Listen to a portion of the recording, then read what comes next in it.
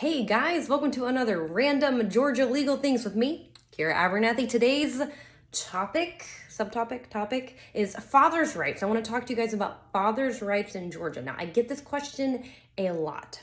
Does it matter if my child's biological father that I'm not married to is or is not on the birth certificate?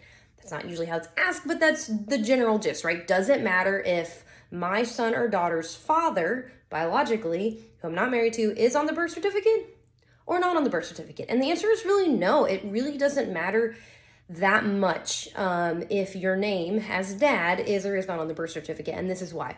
Because Georgia does not automatically deem you, other than caveat, there's this like tiny period when it does matter. So in like the 90s sometime, it does matter. So, most of those kids are no longer minors anymore, so it kind of doesn't really matter for our purposes as family lawyers, where we're trying to look at minor children and custody rights, child support, etc.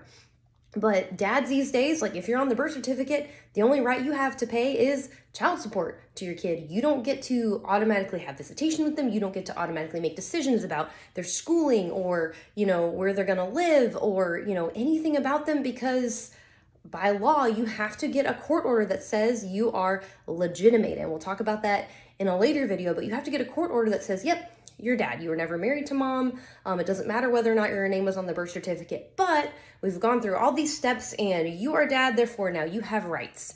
Otherwise, you just have a right to pay child support. So does it matter if dad's name is or is not on the birth certificate? Kind of no. It does help, right? It helps if it's like, yes, so-and-so is the father, right? But at the end of the day, even if your name's not on it, doesn't mean that you can't not get rights, right? We can still go through that legitimation process. We can still prove all these things, which we'll go over in a later video. And yeah, so there you go. Now you know. Doesn't matter if dad's name's on the birth certificate. In Georgia, not really. Okay, we'll catch you next time. Bye.